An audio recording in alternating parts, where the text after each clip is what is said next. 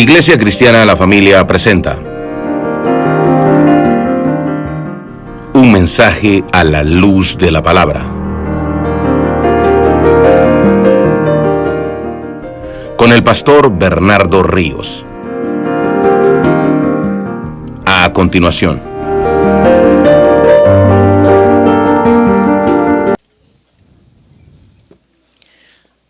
Primer libro, hermanos, de Crónicas, capítulo 25, versículo 1.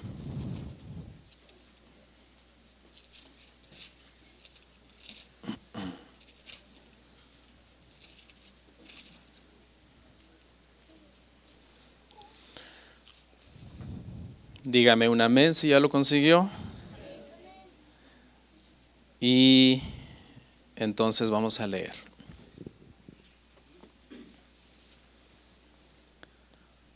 Dice la palabra de la siguiente manera.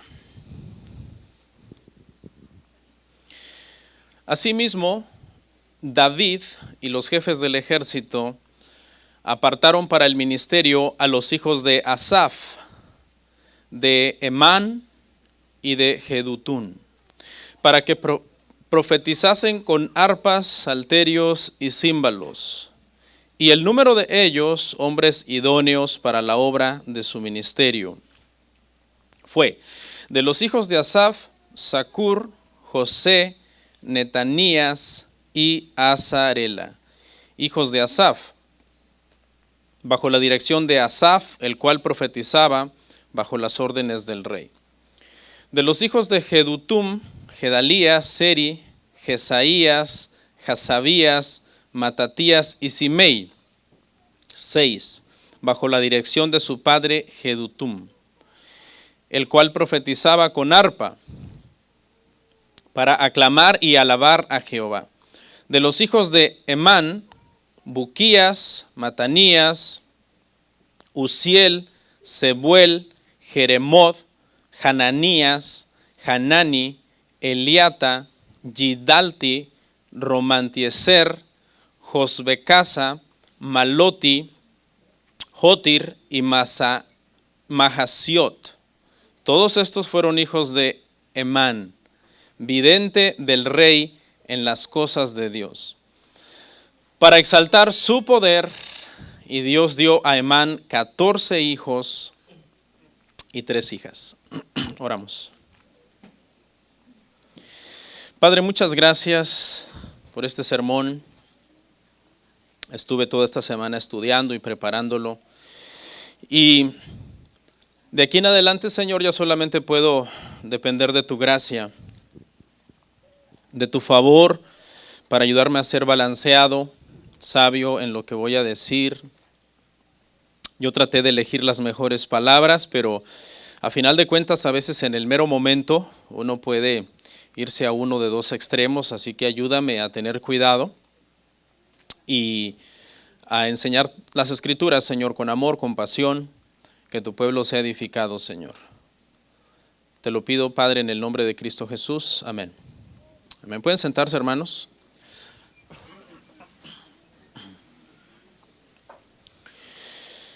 Hermanos, el día de hoy vamos a meditar bajo el tema ¿cómo elegir lo que cantamos en la iglesia?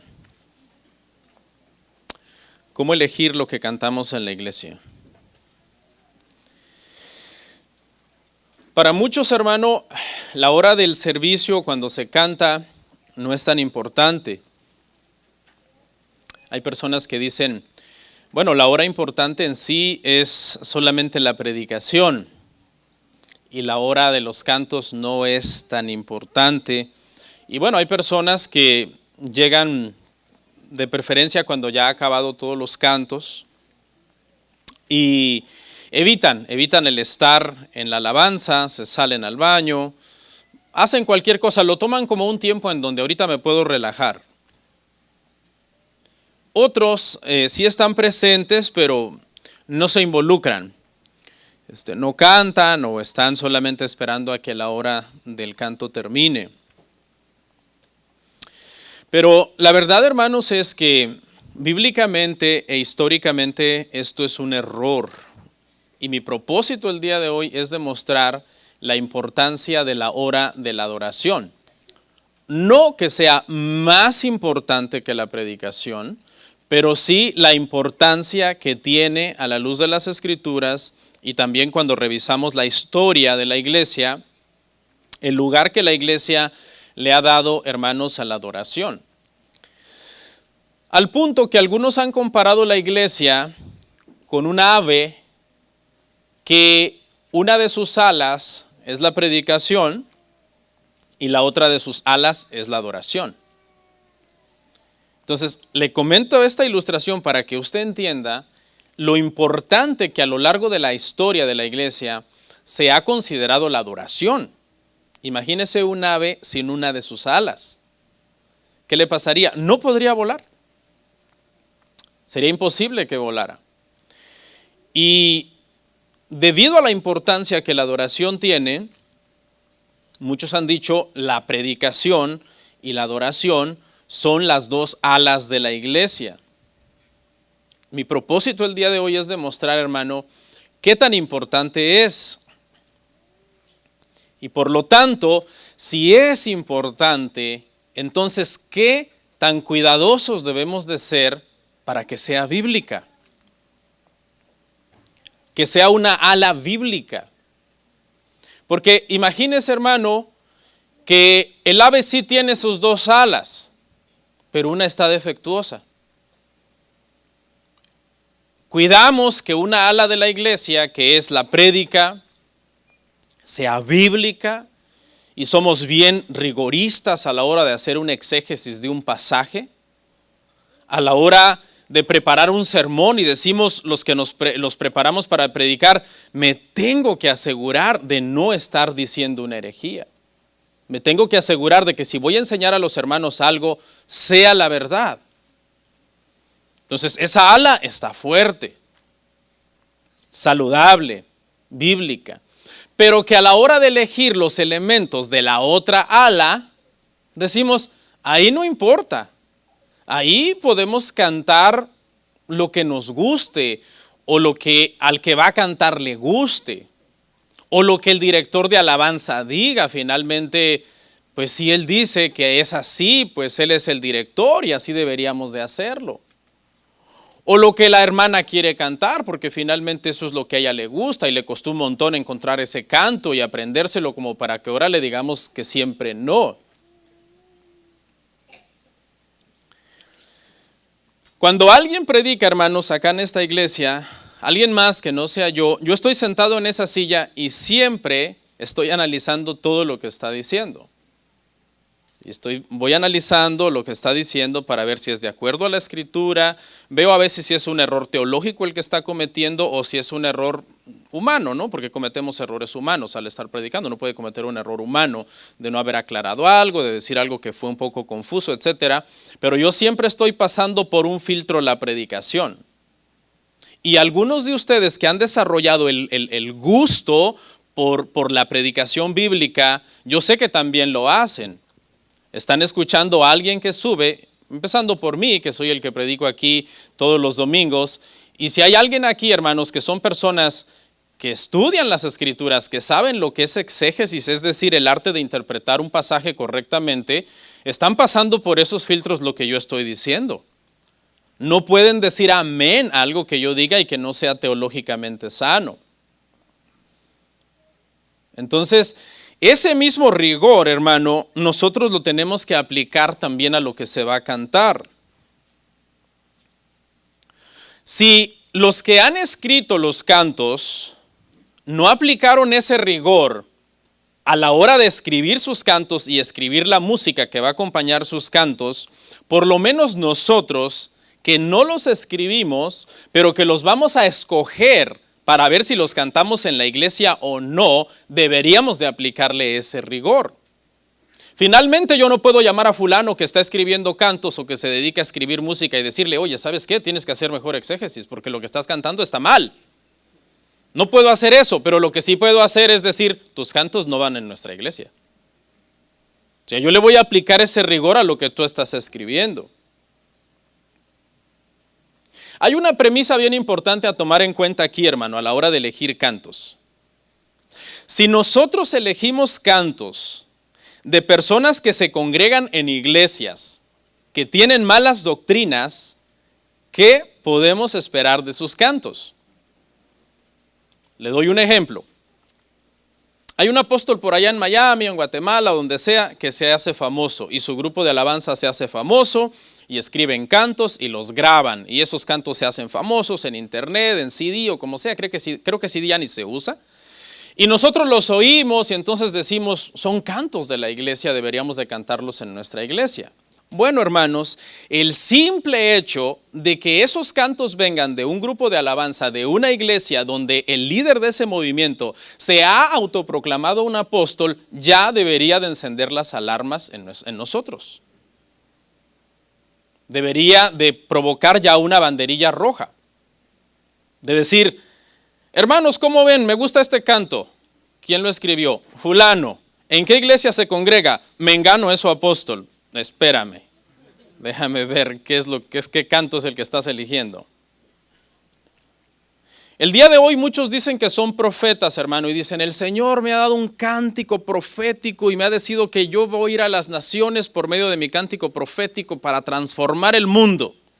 Y así que he grabado mis cantos y cántenlos en la iglesia, hermanos. Yo no me enojo que los canten y todavía dicen que no se enojan si los cantas, ¿no? El simple hecho de que esa persona te está hablando de este misticismo, de un canto profético y que dice que él es un profeta, tú deberías de decir, peligro, peligro. Está el famoso movimiento neopentecostal, hermano, cuyos temas son la prosperidad, la salud, el decláralo, decrétalo, recíbelo. El Señor me dijo, el Señor me mostró, yo soñé, tuve una visión, etc. Y nosotros venimos y agarramos los cantos que ellos escriben y los traemos a la iglesia sin pasarlos por ningún filtro. Peligro. Peligro. Porque nosotros sabemos que estas personas, hermano, son falsos maestros.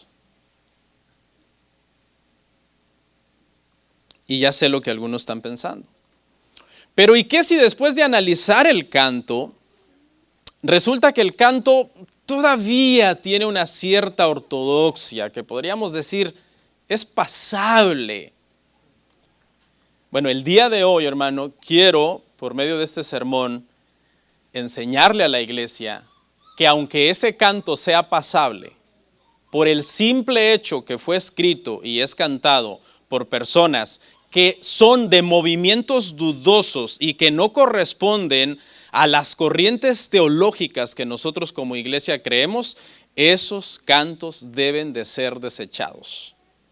Ahorita quédese con esa premisa. Ahorita usted dice, ay, no entendí esa parte. No se preocupe, que yo voy a tratar que conforme avanza el sermón, usted le quede claro por qué. Pero es que son cantos de los 80s y los 90s, cuando ellos todavía no andaban tan torcidos como hoy. Entonces, conforme avance el sermón, voy a tratar de demostrar por qué. Es necesario tomar en cuenta no solo la letra del canto, sino quién canta eso. Mire, a mí mucha gente me recomienda libros. Me dice, lea tal libro. Y yo lo primero que le pregunto es, ¿quién lo escribió? Es lo primero que le pregunto, ¿quién lo escribió? Porque uno se puede basar sabiendo, lo escribió fulano, yo he leído 20 libros de él. Es un maestro bíblico, es un exégeta bíblico, es un expositor de las escrituras. ¿Escribió un libro sobre matrimonios últimamente? Sí, seguramente es un libro buenísimo. Ya hasta me puedo adelantar. ¿Ok? ¿Por qué? No es que uno sea idólatra y uno no tenga criterio y ciegamente uno se lance a meter tus manos al fuego por una persona. Pero es que tú le conoces, tú sabes qué cree, qué concepto tiene de Dios. ¿Qué concepto tiene del evangelio? ¿Qué concepto tiene de la iglesia? ¿Qué concepto tiene de quién es el hombre? ¿De qué es el matrimonio? No sé si me explico. Este va a ser nuestro bosquejo el día de hoy, hermanos. Punto número 1. ¿Le importa a Dios la hora de adoración? ¿Le importa a Dios la hora de adoración? Punto número 2. Vamos a hacer el análisis de Crónicas. Breve, pero le vamos a hacer un análisis. Punto 3. ¿Es suficiente lo que la Biblia dice para adorar? 4. ¿Qué es la adoración? Y 5. ¿Cómo elegir entonces los cantos para el servicio? Número 1. ¿Le importa a Dios la adoración? Es una pregunta y no se preocupe, yo se la voy a responder. La Biblia, hermanos, hace por lo menos 1200 veces mención de la música, el canto y la adoración. 1200 veces. Esa simple premisa nos responde la pregunta: para Dios es importante la música, el canto y la adoración. Por eso es que históricamente la iglesia lo ha considerado una ala de la iglesia. Una ala de la iglesia. La Biblia habla de la música en varios sentidos. Yo tengo un poco de calor, hermanos. Es que en la mañana prendimos los aires calientes y entonces ahorita no sé si los pueden checar, hermanos. Yo los apagué, pero aún así se quedó muy caliente el lugar. Creo que nos va a tocar prender los fríos ahora. Mire, la Biblia, hermano, nos habla de que la música es usada para varios tipos de cosas. Por ejemplo, en la Biblia, hermano, hay de todo, el día de hoy, varios de ustedes van a aprender varios conceptos de la música que les van a corregir algunos errores sobre la música. Por ejemplo, la Biblia habla de canciones para el trabajo. ¿Ok? Números 21:17. La Biblia habla, hermano, de canciones para la guerra. Números 21:27. La Biblia habla de canciones de amor romántico. Cantares 2:12. La Biblia habla incluso de música para entretenerse. Job 21:12. La Biblia habla, hermanos, de música para lamentarse y estar de luto. Lamentaciones 3:14. La Biblia habla incluso de música para relajarte si estás estresado. Primera de Samuel 16:23. Y la Biblia habla de canciones de adoración. Obviamente, ¿no? Porque ese es nuestro tema el día de hoy. Pero lo que le quiero decir, hermanos, es que en la Biblia aparece la música en diferentes momentos y con diferentes usos. Los judíos, por ejemplo, hermanos, sabían elegir entre la música para una boda. Sabían elegir entre la música para un funeral o las endechas famosas que ellos hacían. Sabían elegir entre la música para las fiestas nacionales, en las cuales David danzaba como un trompo. Pero sabían hacer mucha diferencia entre la música que era para el culto. O sea, la música que era para el culto es la música sacra, es la música santa. Debe de ser una música santa. Y escuche, la música y la letra. No solamente la letra, porque hoy hay otra premisa. Mientras lo que se está cantando sea bíblico, cómo suene no importa. Y eso también es un error. Porque en la Biblia, todo tipo de música, tiempos, contratiempos, melodías, adornos, ritmos, tenía su momento. No es de que podemos meter cualquier ritmo, cualquier tiempo, cualquier contratiempo, cualquier armonía, cualquier sonido. No, eso lo puedes hacer dependiendo de qué estás haciendo. En el culto de adoración se debe de tener cuidado que incluso los ritmos y la música sea decente. El servicio de adoración, hermano, no se tomaba a la ligera. El servicio de adoración era muy importante. David tenía tanta preocupación por cómo iba a ser el servicio de adoración una vez que el templo se construyera, que David dejó instrucciones antes de morir. A ese nivel estaba tan preocupado David de cómo iba a ser el culto de adoración en el templo. Y por eso es que David, en este pasaje que leímos, está dando instrucciones y seleccionando gente idónea y poniendo en claro cómo debe de ser el culto cristiano, qué debe de contener el culto cristiano. Así que si usted lee Primera de Crónicas, el pasaje que vamos a analizar hoy lo vamos a analizar, pero si usted en su casa lee Primera de Crónicas del capítulo 22 en adelante, está toda esta información de cómo debía de ser el culto de adoración. Ahí encontramos, por ejemplo, en un pasaje en Primera de Crónicas 23, 2 al 5, que se designaron 38,000 personas para las cuestiones del templo. 38,000 personas, y escuche cómo fueron divididas. 24,000 debían trabajar en el templo en lo que era construcción, adornos y acabados. Es decir, David dice, yo voy a morir, ya no voy a estar para ese momento. Agarren 38,000 personas, 38,000 por cierto eran hombres mayores de 30 años, todos estos 38,000, y de esos 24,000 se van a dedicar a lo que es la construcción del templo. Y Dios ponía entonces ingenieros, arquitectos, gente idónea, gente sabia en todo tipo de diseño y en todo tipo de acabado. Eran gente superdotados, Por ejemplo, cuando el Señor le dijo a Moisés, construye el arca del pacto, Moisés no la construyó Bezalel, un genio en la construcción y en la edificación.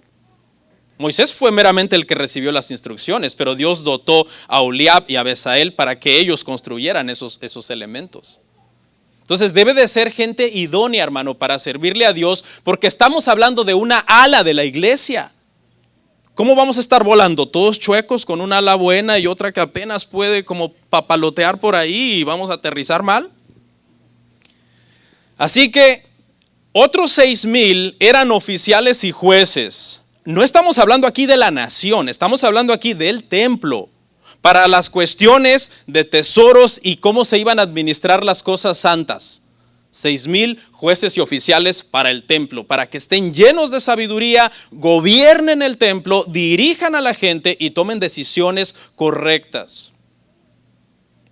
4,000 debían de ser porteros, es decir, cuidar todas las entradas del templo. Y por último, 4,000 debían de dedicarse a la adoración. La adoración se rotaba por familias. No era todo el tiempo la misma gente adorando en el templo. Se rotaba, por lo general, si usted leyó el pasaje, pero usted lo puede leer más detenidamente en casa, todo Primera de Crónicas 25, por lo general era un padre que era experto en comunicar el mensaje de Dios y sus hijos dirigiendo la adoración. Usted lo puede leer ahí, yo no lo estoy inventando. Era un padre que el día que le tocaba a ese hombre profetizaba, es decir, enseñaba lo que Dios le quería comunicar al pueblo y sus hijos adoraban. El siguiente culto venía otro hombre que era igual, un experto en comunicar las verdades de Dios y sus hijos adoraban. Tenían muchos hijos y hacían una orquesta, hacían un coro, ¿no? Hoy usted tiene un hijo y dice, ¿yo cómo hago con este que toque aunque sea la pandereta, no? Hay que tener muchos hijos. La adoración del templo, hermanos, era muy importante. Y ahora vamos a analizar el pasaje brevemente. Vamos a leerlo una vez más. Primera de Crónicas 25 del 1 al 5. Asimismo, David y los jefes del ejército apartaron para el ministerio a los hijos de Asaf, de Emán y de Jedutum, para que profetizasen con arpas, salterios y címbalos. Y el número de ellos, hombres idóneos para la obra de su ministerio, fue de los hijos de Asaf, Zacur, José, Netanías y Azarela, hijos de Asaf, bajo la dirección de Asaf, el cual profetizaba, bajo las órdenes del rey. De los hijos de Jedutum, Gedalías, Seri, Jesaías, Jasabías, Matatías y Simei, 6, bajo la dirección de su padre, Jedutum, el cual profetizaba con arpa, para aclamar y alabar a Jehová. De los hijos de Emán, Buquías, Matanías, Uziel, Sebuel, Jeremot, Hananías, Hanani, Eliata, Gidalti, Romantieser, Josbecasa, Maloti, Jotir o Otir, no sé cuál sería la pronunciación correcta, Mahasiot. Todos estos fueron hijos de Emán, vidente del rey en las cosas de Dios, para exaltar su poder, y Dios dio a Emán 14 hijos y 3 hijas. Y usted matándose, no encuentro nombres para mi hijo. Ahí están. Están. Póngale Romantieser y que le digan de apodo el romántico. Escuche, yo no voy a analizar detenidamente este pasaje, pero hay 2 cosas que quiero exaltar de este pasaje. Y las 2 cosas se mencionan 3 veces en el pasaje. La primera cosa es la palabra profetizar. Búsquela, está 3 veces. La palabra profetizar. Profetizar o que profeticen. Profetizar o una de sus variantes. 3 veces. ¿Ok? Y la siguiente cosa que quiero resaltar es cuando aparecen las frases, que también son tres: aclamar, alabar, exaltar el poder de Dios. Entonces, hermanos, aquí es clarísimo. David tiene una preocupación, hermano. Y aquí la palabra profetizar, obviamente, acuérdese que en esta era de la iglesia es ¿qué cosa? Predicar, exponer las verdades de Dios en esta era de la iglesia. No es que me voy a subir aquí, voy a cerrar los ojos, empezar a temblar. Así dice el Señor. No. Aquí, hermanos, estamos en la era de la iglesia. Estamos hablando de qué es predicar, exponer las verdades que están reveladas en las Escrituras, aquí en nuestra Biblia. Y esto es una clara confirmación de que le estoy diciendo que la adoración y la predicación son las dos alas de la iglesia. Son las dos alas del servicio. El día de hoy espero cambiar el concepto de aquellos que dicen: yo prefiero llegar cuando hayan acabado los hermanos que hacen ruido allá arriba. Porque hay gente que se expresa así. No, a mí no me gusta la música, dicen unos. A mí no me gusta eso de la música y cantos. A mí no me gusta. A mí solo me gusta la predicación. Error también. Eso es un error teológico. Y está bien si lo cometes por ignorancia, pero la idea al día de hoy es que se cambie esa postura. Vemos adoración y predicación de la palabra del Señor. Algunos me han dicho: pastor, si usted quiere quitar tal ministerio porque no está en la Biblia, ¿por qué no quita también el grupo de adoración? El grupo de adoración está en la Biblia, hermanos. El grupo de adoración está en la Biblia. La reunión de los santos debe de ser con predicación, que es una ala, y adoración, que es otra ala. Lo que hay que quitar es algunos de ellos que a lo mejor no son idóneos, pero no cerrar el grupo de adoración. Eso es antibíblico. Una iglesia que esté en contra de la adoración es algo antibíblico, hermanos. ¿Está eso en el Nuevo Testamento? Sí. Colosenses 3:16. La palabra de Cristo more en abundancia en vosotros, enseñándoos y exhortándoos unos a otros en toda sabiduría, cantando con gracia en vuestros corazones al Señor con salmos e himnos y cánticos espirituales. Esta es la reunión de los santos. La palabra de Cristo debe de morar en abundancia en nuestros corazones, y el adorar también. Adorar. Hermanos, no es un recital. La hora de adoración no es un recital. Un recital es cuando tú vas, por ejemplo, al concierto de tus hijos en la escuela y ellos hacen un performance, hacen una presentación, y tú te sientas y dices: ok, disfrutemos de este show, disfrutemos de este recital. El culto de adoración no es un recital. El culto de adoración, por eso es que el volumen de los hermanos que cantan aquí no debe de estar tan alto. Debe de estar nivelado de tal forma que todos cantemos. ¿Ok? Porque cuando la voz del que está dirigiendo opaca a todos los demás, eso ya se vuelve un concierto. Esto no es un concierto, es un momento donde todos adoramos a Dios juntos. Es bien importante eso, hermanos. El canto es algo que agrada a Dios. A Dios le agrada el canto, a Dios le agrada la música, hermanos. Lo vemos por todas las Escrituras. De hecho, ¿quién da los dones a los que cantan? Dios. Si alguien canta bonito, por ejemplo, y se jacta: yo canto bonito y fulano feo, eso está mal, porque tú no cantas por tu belleza o por lo que sea, por la pura misericordia de Dios. Si alguien es un buen ejecutor de instrumentos, ¿quién ha dado los dones? Dios. Si alguien tiene el don de escribir buena música cristiana y cantos, ¿quién ha dado ese don? Dios también. En el Nuevo Testamento encontramos varios pasajes que se cree que eran himnos cristianos. El más famoso, hermanos, de todos es el Carmen Christi, o el himno de Cristo. Filipenses capítulo 2, versículos 6 al 11. Se cree que este era un himno que incluso tenía música y que se cantaba en la iglesia. Y llegó a ser entonces inspirado, parte de las Escrituras, porque Dios inspiró esta porción. Vemos que le gusta a Dios el canto, le gusta a Dios la música. Una segunda porción, hay varias, le voy a hablar de 4 en el Nuevo Testamento. Primera de Timoteo 3:16, se creía que también era un himno cristiano, un canto cristiano. Segunda de Timoteo capítulo 2, versículo 11 al 13, se cree que también era un himno cristiano en la iglesia. Y por último, Colosenses 1, del 15 al 20, se cree que también era un himno, hermanos, dentro de la iglesia. Si Dios permitió que esos cantos estén en su palabra, es porque para Dios el canto es importante. Nosotros debemos de cantar y no debemos, hermanos, de faltar a las reuniones de adoración bajo el pretexto de a mí solamente me gusta la exposición de las Escrituras. No podemos obviamente poner a competir una ala contra la otra, que es algo que en mi experiencia hace muchos años atrás, cuando esta iglesia todavía tenía las dos alas enfermas, no solo una, hermano, ay, ¿cómo cuesta eso? Cuando se siente que los de la alabanza son los más importantes. Hay iglesias que ya hay personas que llegan y dicen, yo me quedé aquí por la alabanza. A eso hay que darle una patada y correrlos, hermanos. Si no te gustó la prédica, vete. ¿Ok? Porque también no sea que el líder o el que canta empiece a competir con decir, wow, ¿a quién querrán más los hermanos? ¿Al pastor que expone o a mí que dirijo y canto bien bonito? No, hermanos, no se trata de eso. Punto 2. ¿Es suficiente lo que la Biblia dice para adorar? Vamos al punto, 3, hermanos, 3. ¿Es suficiente lo que la Biblia dice para adorar? Hermanos, mire, esto es lo que pasa cuando nosotros no usamos la Biblia como el filtro para escoger los cantos de lo que cantamos. Cuando la Biblia no es el filtro, se meten entonces algunas corrientes dentro de la iglesia. Por ejemplo, le voy a mencionar 3 y hice una laminita ahí para cada una. El relativismo. El relativismo dice, hay cantos, ¿verdad?, que a lo mejor para mí están mal, porque yo veo bíblicamente que están mal.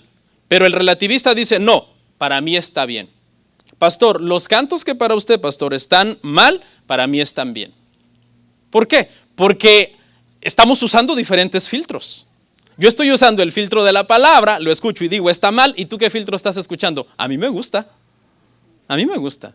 Pero es que aquí contradice, ¿y a mí qué me importa? Número 2, el individualismo. Cuando, hermano, cantamos los cantos como individualismo. Tú escoge tus cantos, yo escojo mis cantos, a ti los que te gusten, a mí los que me gusten. El individualismo dice que deberíamos entonces de cantar los cantos que a mí me gusten. Es como, había un programa de radio que decía, pídala cantando, allá en mi país. Entonces llamabas a la radio, te contestaba el locutor y tú tenías que cantar un pedacito y él te la ponía. Pareciera que así es muchas veces en la iglesia, un individualismo. Lo que a mí me guste. Deberían de cantar en la iglesia lo que a mí me guste. No. Deberíamos de cantar algo que pase los filtros de la Escritura y algunos otros filtros que yo voy a mencionar al final en el punto 5. O el pragmatismo. ¿Cuál es el pragmatismo? El pragmatismo es el método que enseña, hablando específicamente en la adoración. Estamos hablando del pragmatismo en la adoración, individualismo en la adoración, relativismo en la adoración. ¿Cuál es el pragmatismo en la adoración? Es sigamos usando lo que por todos estos años nos ha estado funcionando. Si da resultado, sirve. ¿Y qué entiendes tú por resultado? Que a la gente le gusta, que la gente sigue viniendo, que la gente se los aprende, que la gente le gusta, que unos hasta brincan cuando oyen su ritmo favorito. Eso quiere decir que vamos por buen camino. ¿Son estos 3 parámetros buenos filtros, hermano, para nosotros usarlos a la hora de escoger el canto? No, hermano. Estos son los cultos entonces que ya no están centrados en adorar a Dios, según lo que Él ha prescrito en su palabra, sino que esto ya consiste en darle a cada persona lo que ellos gusten. Es un culto entonces ya centrado en las personas, hermano. A ver, yo voy a hacer una pregunta, hermano. ¿Quién de nosotros no tiene ego y orgullo? Todos. ¿Usted ha escuchado ese dicho que dice que cada cabeza es un mundo? Cada cabeza es un mundo. Si nosotros dejamos que cada cabeza decida, cada cabeza dice, yo soy el mejor, yo soy el centro del mundo. De hecho, así pensamos muchas veces. A veces hasta inconscientemente, a veces sabemos que alguien se enfermó y decimos, le puede pasar a fulano, pero no a mí. Pero no somos el centro del mundo, hermano, no somos el centro del universo. A nosotros nos pueden pasar cosas también. Y entonces, bajo esta filosofía pragmática, individualista, relativista, pues hermano, nunca vamos a estar satisfechos. Tenemos que buscar un filtro que nos satisfaga a todos. Pero para eso a todos nos tiene que gustar ese filtro. Y ese filtro tiene que ser las Escrituras. Entonces, al que no le gusten las Escrituras, ni modo. Va a tener que sufrir con los cantos que cantamos. Y le van a decir, hermano, ¿y a ti por qué no te gusta? No, es que son cantos bíblicos y a mí la Biblia no me gusta. Miren lo que dice 2 de Timoteo 3, 16 al 17. Toda la escritura es inspirada por Dios y útil para enseñar, para redarguir, para corregir, para instruir en justicia, a fin de que el hombre de Dios sea perfecto, enteramente preparado para toda buena obra. Aquí hay 4 términos. Los primeros, enseñar y redarguir, están en el contexto de doctrina. Y los segundos, corregir e instruir, en el contexto de conducta. Es decir, cuando somos enseñados y redarguidos, recibimos la doctrina correcta, el conocimiento correcto. Y luego podemos ser corregidos e instruidos cuando nuestra conducta no es la correcta. Que de nada sirve, hermano, que conozcamos la verdad si acabamos conduciéndonos no de acuerdo a la verdad. Entonces, muchas veces cuando yo estoy oyendo un canto que es antibíblico, yo digo, ¿y por qué cantamos esto? O sea, tenemos la doctrina correcta y a la hora de ponerla en práctica y de conducirnos correctamente, no lo hacemos.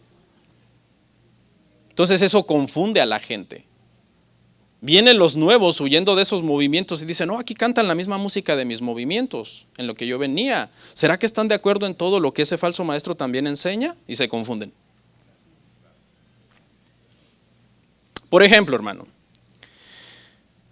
la Biblia no dice nada cómo manejar nuestro vehículo, nuestro carro, ¿verdad? La Biblia no habla de cómo debemos de conducir nuestro vehículo, nuestro carro. Pregunta, ¿se puede conducir el carro de forma pecaminosa? Sí. ¿En qué momento estás conduciendo el carro de una forma pecaminosa si la Biblia no habla de cómo manejar el carro? En el momento en que tú leíste un manual de leyes de tránsito e hiciste un examen en donde te preguntaron cómo debías de manejar y tú elegiste las opciones correctas, pero luego ya en la práctica estás manejando no de acuerdo al libro y no de acuerdo a qué, al examen que supuestamente tú pasaste. Entonces estás manejando de forma pecaminosa, no estás manejando para la gloria de Dios.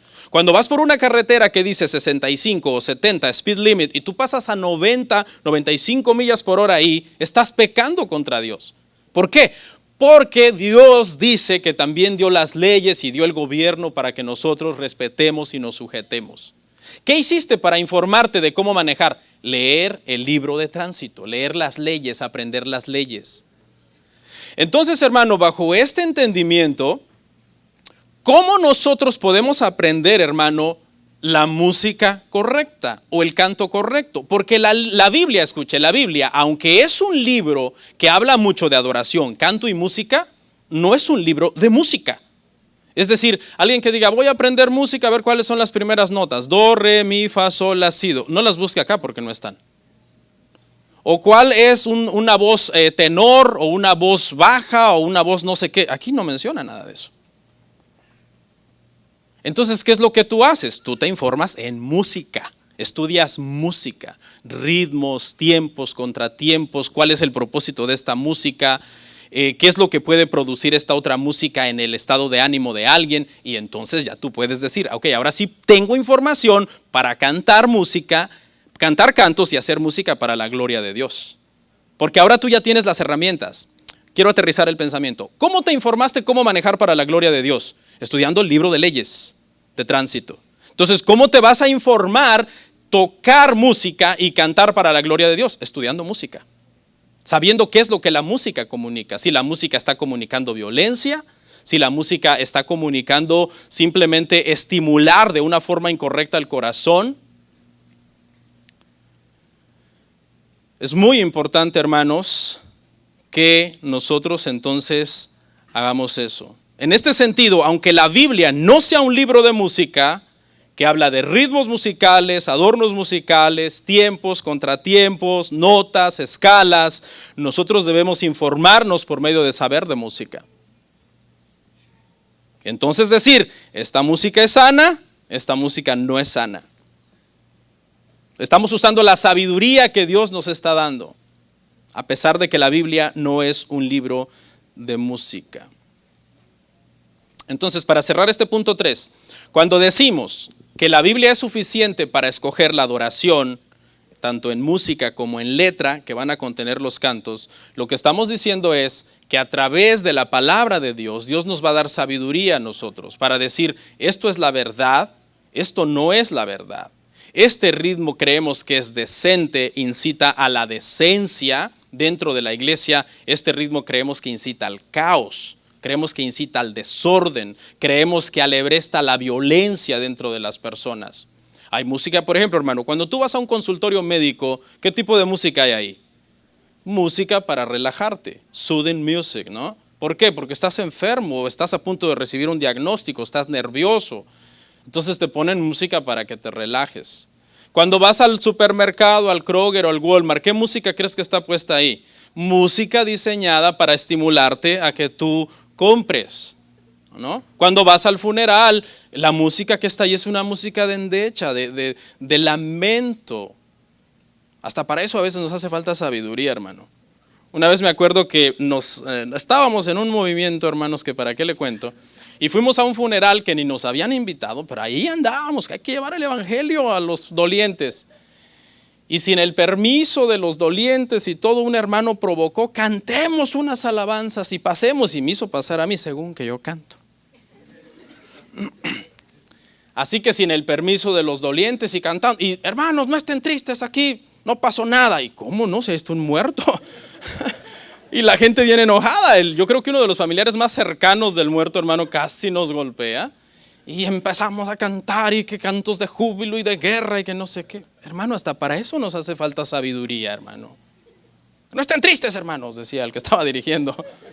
¿Cómo no vamos a estar tristes? Ahora que ya después de los años han pasado y me doy cuenta, digo, ay Señor, nos libraste de un apedreamiento, de un linchamiento ahí, porque todos eran católicos, hermano. Y nosotros éramos los protestantes ahí dirigiendo el culto a la fuerza. ¿Se imagina? Qué falta de sabiduría, hermano. Si yo le dijera, hermanos, el domingo que viene va a ser el cumpleaños de un niño de 3 años, escoja la música. Usted tiene que escoger la música de acuerdo al momento. Entonces, hermanos, si yo le digo el domingo que viene hay culto y santa cena, usted tiene que elegir música sacra y letra bíblica para adorar a Dios. Porque no es el cumpleaños de tu compadre, ni la boda de tu amiga. No, pero es que deberíamos de ponerle sabor para que nos echemos unos brinquitos, uno para allá y otro para acá y que no sé qué. Es que no es para ti. Venimos a adorar a un Dios santo.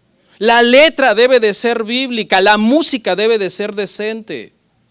Ya voy a hablar de los afectos, no estoy en contra de los afectos, pero hay un orden también en los afectos. 4. ¿Qué es la adoración? Juan 4, 21 al 24. Jesús le dijo, mujer, créeme que la hora viene cuando ni en este monte ni en Jerusalén adoraréis al Padre. Vosotros adoráis lo que no sabéis, nosotros adoramos lo que sabemos, porque la salvación viene de los judíos, mas la hora viene y la hora es cuando los verdaderos adoradores adorarán al Padre en espíritu y en verdad. Porque también el Padre tales adoradores busca que le adoren. Dios es espíritu y los que le adoran en espíritu y en verdad es necesario que le adoren. Okay, no voy a hacer tampoco una exégesis profunda de esto, pero 3 puntos quiero destacar acá, hermano. 3 puntos. El tema aquí de la mujer samaritana es una discusión del lugar. Ella dice, ¿dónde? ¿En este monte o en aquel monte? ¿Dónde? Y Cristo corta por lo sano y dice, no es una cuestión geográfica, es una cuestión de que la esencia de la adoración no se pierda. La esencia de la adoración es lo que comienza a describir Cristo aquí, nada más que pues no está, uno tiene que buscarlo, no está así que salte a tu vista. Y comienza entonces Cristo a hablar de la esencia de la adoración. En primer lugar, en el versículo 22, dice que la adoración debe de estar basada en la verdad. Versículo 22, porque dice, cuando dice ahí la mujer, ustedes adoran lo que no saben, pero nosotros adoramos lo que sabemos. Pregunta, ¿cómo sabían los judíos cómo adorar? Porque tenían las escrituras. No era algo místico de que Dios yo les voy a revelar cómo van a adorar mientras están durmiendo. No, ellos iban a las escrituras según lo que sabían. Sabían por la palabra de Dios cuál es la verdad. Esa es la primera condición de la esencia de la adoración. ¿Estamos adorando la verdad? ¿Estamos cantando una verdad? ¿Es esto verdad? ¿Está siendo esto bien interpretado? Los judíos Cristo está diciendo aquí implícitamente, nosotros adoramos lo que sabemos, tenemos su palabra, en su palabra Él se reveló, Él dijo quién es Él y Él nos dice que lo adoremos a Él. Solamente así se puede adorar al Dios verdadero. Al Dios verdadero solamente se le puede adorar cuando se le está adorando de acuerdo a su palabra. Un grupo de alabanza puede hacer que la gente caiga en idolatría, hermano. Cuando están cantando cosas antibíblicas y usted está adorando a otro Dios, que no es el Dios de las Escrituras. Yo cuando estoy ahí sentado y los hermanos están cantando, yo estoy analizando, y cuando algún canto por ahí aislado dice algo que suena medio raro, yo dejo de adorar, inmediatamente me descompongo. O sea, dejo de adorar, digo, espérate, aquí ya no entro. Pero ¿por qué nos pasa eso? Eso nos pasa porque tenemos una mezcla de cantos, unos que sí están bien, otros que no están bien, unos que están medio bien, empiezan bien y acaban mal. Entonces yo tengo que estar... Pero si somos cuidadosos y cuidamos que todos los cantos sean bíblicos y que estén basados en la verdad, pues eso no pasaría. Segundo lugar, la esencia de la adoración debe estar basada en la verdad. Y número 2, debe de estar basada en que se da por medio de Cristo. Eso lo vemos ahí mismo también en el versículo 22, me parece que dice, ¿por qué? Dice, porque nosotros adoramos lo que sabemos, porque la salvación viene, ¿de quién? De los judíos. ¿Y esa salvación quién era? Cristo. Es decir, siempre que adoraban los judíos, se basaban en la verdad y esperando a quién, al Mesías que había de venir. No es que la salvación viene de Israel, como otras personas piensan en estos días, hermano. No, de Cristo, porque Cristo es el Salvador del mundo. Es decir, siempre los cantos deben de ser verdad y en Cristo. Porque ¿hay otra forma de llegar al Padre aparte de Cristo? Ninguna. Él es el camino, la verdad y la vida. Nadie va al Padre sino a través de Cristo. ¿De qué trata Hebreos? Acérquense confiadamente al trono de la gracia. ¿Por qué? Porque Cristo murió como el sacrificio final y perfecto para que ustedes se puedan acercar al trono de su misericordia. Y en tercer lugar, en espíritu. Y aquí es donde habla el tema de los afectos. Los afectos son necesarios también en el culto de la adoración. Pero cuando esos afectos son producidos porque estás cantando la verdad por medio de Cristo. Es decir, los afectos vienen después, no primero. Cuando tú ya estás todo emocionado y no sabes ni qué estás cantando, esos afectos no vienen de una adoración verdadera. Porque no sabes ni qué es lo que estás cantando. No es malo tener afectos. Cantamos para manifestar nuestros afectos. O sea, el que está cantando puede manifestar su afecto. Te adoramos, Señor. Te damos gloria. Te damos honra. Porque es una doxología que naturalmente brota del corazón del que está adorando. Porque está adorando porque la verdad está en su corazón. Está adorando por la verdad. ¿Sí me entiende?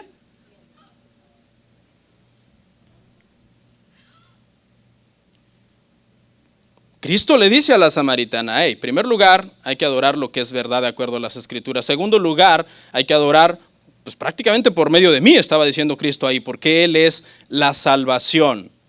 Y en tercer lugar, háganlo con un espíritu correcto. Esta palabra espíritu, esta palabra espíritu aquí no se refiere a algo místico, hermano. Como que alguien diga, voy a orar en espíritu, quítense porque voy a empezar a dar vueltas y dicen, no, y luego dice el criterio, dice, sí estaba en el espíritu porque no le pegó a nadie. Pasó, dice, dando vueltas, pues quizás no le pegó a nadie porque la gente salió corriendo, que un helicóptero volador iba ahí golpeando por todos lados. Eso no habla aquí. Aquí sabe cómo podríamos ponerlo con el corazón correcto. Ay, corazón, pastor, corazón me suena un poquito peligroso. Sí, porque en nuestra cultura el corazón es rojo, traspasado por una flecha, cayendo sangre en una copa. El corazón el día de hoy habla de chocolates, osos de peluche, flores. No, el corazón en la Biblia no es eso. ¿Cuál es el primer mandamiento? Amarás al Señor tu Dios con todo tu corazón. Es decir, nosotros podemos manifestar nuestros afectos a Dios, pero ¿cuándo esos afectos son adoración? Cuando han sido informados por la verdad. Ahí tus afectos son adoración. Salmo 51:17. Los sacrificios de Dios son el espíritu quebrantado, al corazón contrito y humillado, no despreciarás tu Dios. Ahí está el tema del corazón. Pero este corazón contrito y humillado debe de estar así porque ha sido informado con la verdad. Entonces repito, no son malos los afectos. Pero estos afectos, hermano, deben de venir como consecuencia de la verdad. Y 5, porque se me está yendo el tiempo. Por último, ¿cómo elegir entonces los cantos para el servicio? Voy a mencionarles algunos criterios así rápido. Bueno, hermanos, para no repetir, que sean verdades bíblicas. Los que cantan deben de conocer la Biblia. Deben de conocer la Biblia. Usted sabe que en la época puritana, hermano, los pastores jamás dejaban dirigir la adoración a nadie más que no fuera él mismo. A nadie más. Estudie. Los puritanos, el pastor dirigía la adoración y él predicaba. Porque él decía, ¿quién será el que mejor podría adorar aquí? Entonces decía, bueno, tiene que ser el que conoce más la Biblia de todos. Y dice, soy yo. O debería, ¿no? Debería. Hay muchos pastores que no conocen la Biblia más que las ovejas saben más que ellos, pero debería de ser al revés. Entonces al final los puritanos, el pastor acababa siendo el líder de adoración. Y muchas iglesias, aunque tienen un encargado, dicen, no, él es un encargado, yo soy el líder de adoración dentro de la iglesia. Teológicamente eso es lo sano, que el pastor sea el líder de adoración y ponga un encargado que dirija al grupo. Y eso es lo correcto, hermanos. ¿Por qué? Porque es un ala de la iglesia. El pastor debe de cuidar a los que prediquen la verdad, y a los que están dirigiendo la adoración, que adoren en espíritu y en verdad. 2. Segundo filtro. Estamos en el punto 5, ¿cómo elegir los cantos para el servicio? Los cantos deben de estar dirigidos a Dios. A Dios. Porque hay muchos cantos, hermano, que están más desde la perspectiva del que está cantando. Entonces, los pronombres que más deben predominar en el canto a Dios es Él o tú, Señor. Él o tú. Pero muchas veces los cantos están llenos de yo. No estoy diciendo que nunca puede aparecer el pronombre yo en los cantos. Sí, pero debes de analizar el canto que esté en un contexto sano. Porque si ya no está en un contexto de yo. El otro día me metí a ver un live de una iglesia y estaban cantando un canto que no es para nada adoración. Porque adorar es cantarle a Él, es adorarle a Él, exaltarle a Él, dice Crónicas, para exaltar su poder, su gloria, sus atributos, su carácter, su verdad, darle gracias por el evangelio, darle gracias por Cristo, darle gracias por la cruz.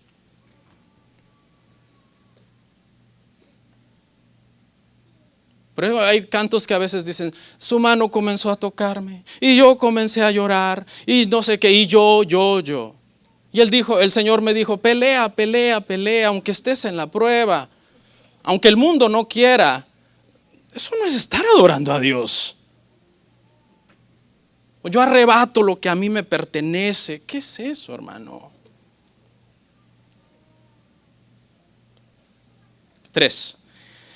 La música debe de ser apropiada para adorar, hermanos. La música debe de ser apropiada para adorar. Les doy un consejo a los hermanos que están aquí al frente de la adoración. Cuando saquen un canto, tóquenlo sin letra, tóquenlo sin letra y analicen cada parte del canto. Y cuando lleguen a un solo de guitarra de 3 minutos, y el canto apenas dura 4, pregúntense, ¿cuál era el propósito de este solo? El que diseñó estas notas, tal vez fue que el guitarrista le dijo, no, me inventé un solo que va re bien con esta canción. Mételo pues. Además, en ese momento te puedes lucir ahí. O sea, hay que analizar la música sin letra, analícenla, ok. ¿Cuál es el propósito de esta música?